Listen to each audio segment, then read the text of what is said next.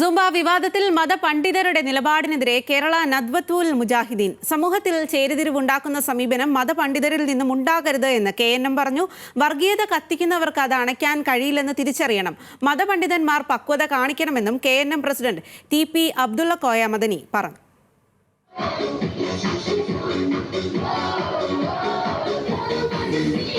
ഒരു വിവാദമുണ്ടാക്കി ആ വിവാദത്തിൻ്റെ പിന്നാലെ പോയി മതപരമായിട്ടുള്ള വർഗീയമായിട്ടുള്ള വിശദീകരണങ്ങൾ അതുപോലെ തമ്മിലടിക്കുന്ന ഒരു അവസ്ഥയിലേക്ക് കൊണ്ടുപോയത് ബോധപൂർവം ആരോ ചെയ്തതാണ്.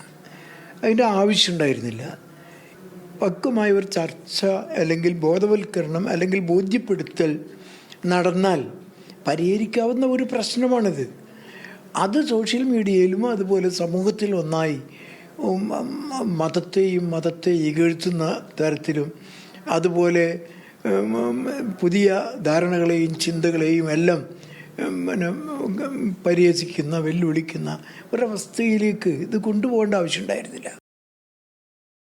കൂടുതൽ വിവരങ്ങളുമായി ബെൻസൺ ബാബുവാണ് ചേരുന്നത്. ബെൻസൺ, പൊതുവിദ്യാഭ്യാസ വകുപ്പിന്റെ ഈ നിലപാടിനെതിരെ ഭൂരിഭാഗം മുസ്ലിം സംഘടനകളും രംഗത്തെത്തിയപ്പോഴാണ് KNM അവിടെ വ്യത്യസ്തമാവുന്നത്. കുറച്ചുകൂടി പുരോഗമനപരമായിട്ടുള്ള ചിന്താഗതിയാണ് ഇപ്പോൾ അദ്ദേഹം പങ്കുവച്ചിരിക്കുന്നത് എന്നുള്ളതാണ്. എന്തെല്ലാം കാര്യങ്ങളാണ് പറയുന്നത്?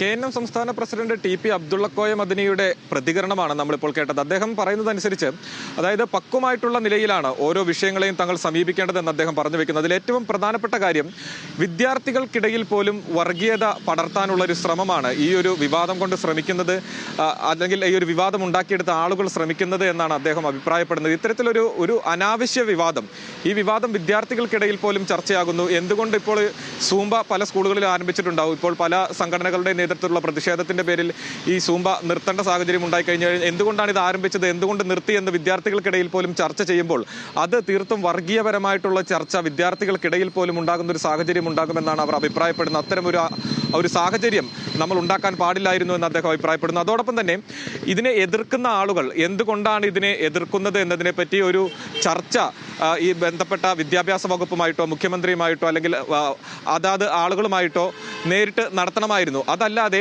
പൊതു ഇടങ്ങളിൽ, പ്രത്യേകിച്ച് സമൂഹ മാധ്യമങ്ങളിലടക്കം ഇത് സംബന്ധിച്ച് സൂംബയുമായി സംബന്ധിച്ചിട്ടുള്ള ഓരോ അഭിപ്രായങ്ങൾ, പേഴ്സണൽ അഭിപ്രായങ്ങളോ അല്ലെങ്കിൽ സംഘടനകളുടെ അഭിപ്രായങ്ങളോ സമൂഹ മാധ്യമങ്ങളിലടക്കം വിശദീകരിച്ചുകൊണ്ട് അത് മറ്റൊരു തലത്തിലേക്ക് ഈ ചർച്ച കൊണ്ടെത്തിക്കുന്ന രീതിയാണ്, അതൊരിക്കലും അവലംബിക്കാൻ പാടില്ലായിരുന്നു എന്ന് തന്നെയാണ് KNM ആവശ്യപ്പെടുന്നത്. അതോടൊപ്പം തന്നെ മുൻപും സമാന രീതിയിലുള്ള പല വിവാദങ്ങളും വിദ്യാഭ്യാസ വകുപ്പുമായി ബന്ധപ്പെട്ട് ഉയർന്നിട്ടുണ്ട്. കാരണം അദ്ദേഹം പറയുന്ന അനുസരിച്ചാണെങ്കിൽ അദ്ദേഹം അധ്യാപകനായി വർക്ക് ചെയ്തിരുന്ന സമയത്താണ് ഈ മിനി സ്കർട്ട് ഇടുന്നതുമായി ബന്ധപ്പെട്ട് അല്ലെങ്കിൽ വിദ്യാർത്ഥികൾ മിനി സ്കർട്ട് ഇടുന്നതുമായി ബന്ധപ്പെട്ട് ഒരു വിവാദം ആ സമയത്ത് ഉയർന്നു വന്നിരുന്നു. അപ്പോൾ അന്ന് പോലും KNM കൃത്യമായിട്ടുള്ള നിലപാട് സ്വീകരിച്ചിരുന്നു.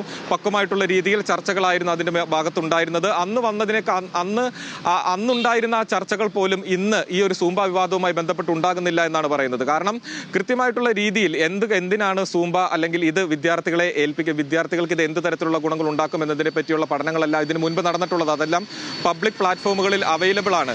ഈ വിദ്യാർത്ഥികൾക്ക് ഇത് ഏതൊക്കെ മാനസികമായും ശാരീരികമായും ഏതെല്ലാം തലത്തിൽ അവർക്ക് ഗുണകരമാകും എന്നതിനെ പറ്റിയുള്ള റിസർച്ചുകളെല്ലാം നടന്നിട്ടുണ്ട്. അപ്പോൾ അതൊന്നും പരിശോധിക്കാതെ തീർത്തും വർഗീയമായിട്ടുള്ള രീതിയിൽ വിദ്യാർത്ഥികൾക്കിടയിലും സമൂഹത്തിനിടയിലും ഒരു ഭിന്നിപ്പുണ്ടാക്കാനുള്ള ശ്രമമാണ് നടക്കുന്നത് എന്ന് പറയുന്നത്. അതോടൊപ്പം തന്നെ നമുക്കറിയാം, ഈ കഴിഞ്ഞ കാലങ്ങളിലെല്ലാം തന്നെ തിരഞ്ഞെടുപ്പുകളിലാകട്ടെ മറ്റ് ഘട്ടങ്ങളിലാവട്ടെ എല്ലായിടത്തും ഒന്ന് പറഞ്ഞ് രണ്ടാമത്തതിന് വർഗീയതയാണ് സംസാരം. അപ്പോൾ ഇത്തരത്തിൽ വിദ്യാർത്ഥികൾക്കിടയിൽ പോലും വർഗീയത എത്തിക്കുന്നതിനെതിരെ ശക്തമായിട്ടുള്ള നിലപാട് സ്വീകരിക്കണം.